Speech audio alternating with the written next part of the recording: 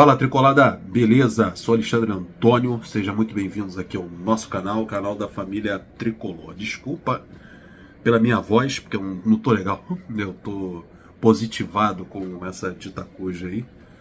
E peço aí a oração de vocês para que dê tudo certo, eu saia da situação o mais depressa possível. Então vamos lá, vamos falar do Iago e vamos falar também do Natan. O negócio é o seguinte, após o Fernando Diniz pedir um jogador da base do São Paulo, o Diniz conhece o elenco de São Paulo, o Diniz conhece a base, conhece Cotia, trabalhou pouco tempo lá no São Paulo, então ele conhece os jogadores. Isso foi até falado na matéria, quando surgiu essa primeira notícia. E o Diniz não é bobo, foi lá em Cotia pedir um jogador que interessa para ele. Pois é, daí o Iago, que tem 20 e poucos anos, aí, que não tem o valor de mercado que um moleque de Cotia tem, um garoto da base do São Paulo, que é jovem, na casa dos 20 anos, teria.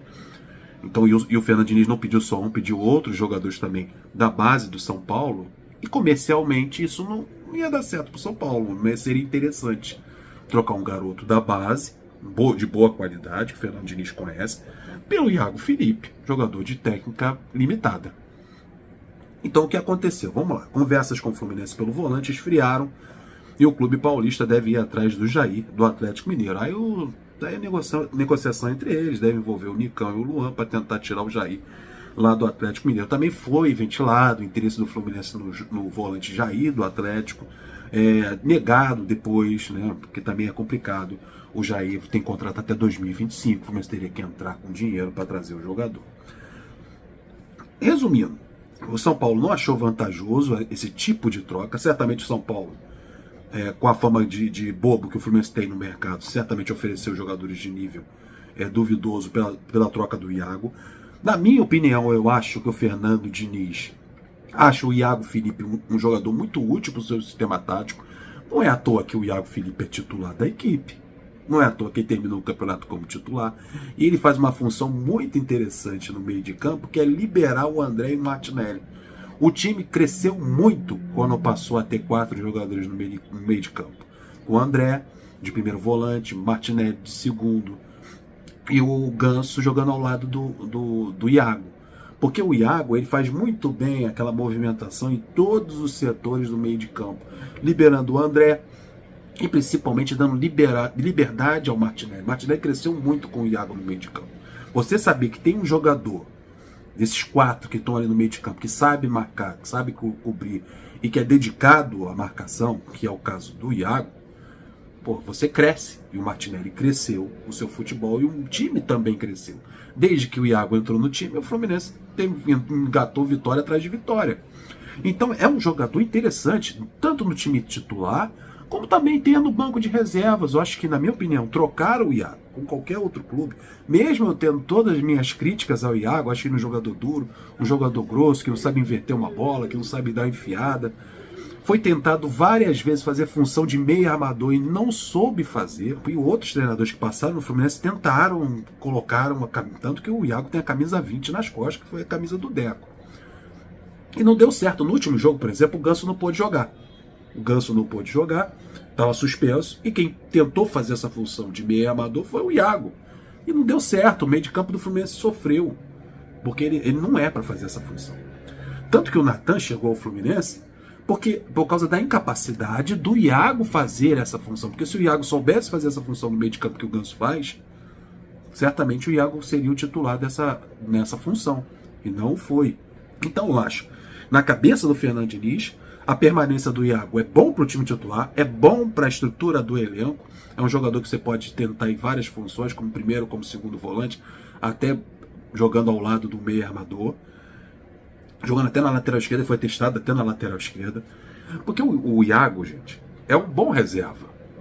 Ele terminou a temporada como titular, mas se ele ficar no banco de reservas, ele é um jogador muito útil para fechar o meio de campo numa vitória. É um jogador muito útil que pode fazer várias funções no time. Eu acho ele um grosso. Acho que ele briga com a bola na maioria das vezes. Chamo ele até de Robocop, que ele é todo duro.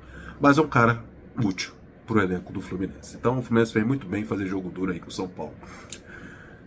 Olha o que o Vitor Lessa falou, rapaziada, que internamente o Fluminense considera difícil um novo empréstimo do Natan. Rodrigo Caetano, diretor executivo do Atlético Mineiro, descartou a possibilidade de uma nova cessão do meia ao tricolor.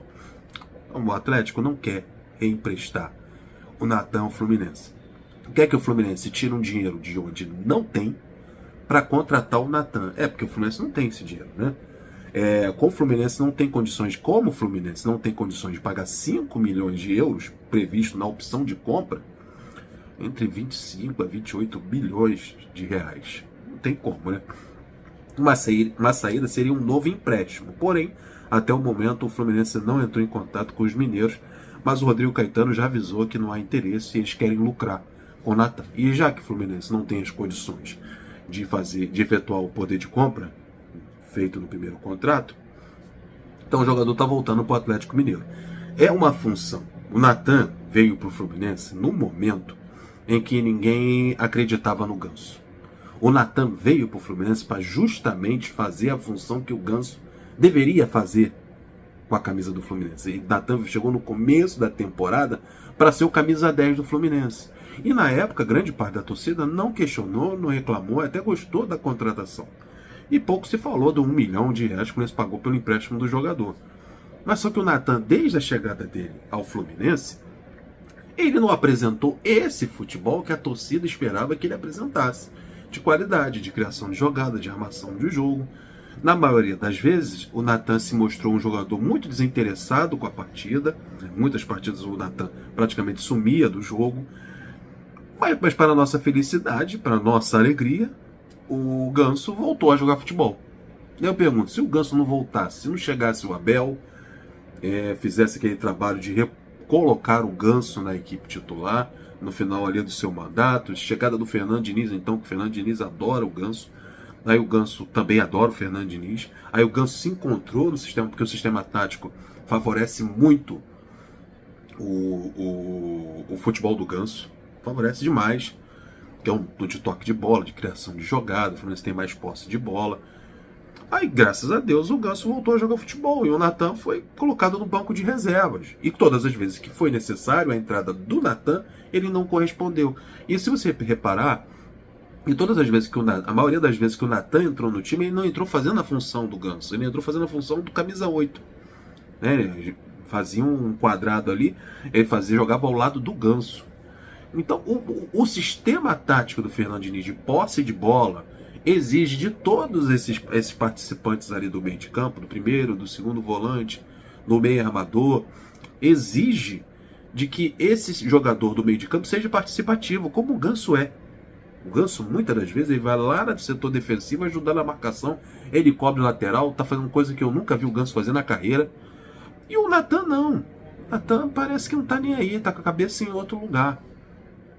E eu acho que com a saída, o retorno do Natan ao Atlético Mineiro, o Fluminense tem que estudar e avalizar o que precisa fazer para essa função de meio armador. Não dá para o Fluminense entrar numa temporada tão difícil como Copa do Brasil, Taça Libertadores, fase de grupos, entrar nesta competição apenas com um meio armador.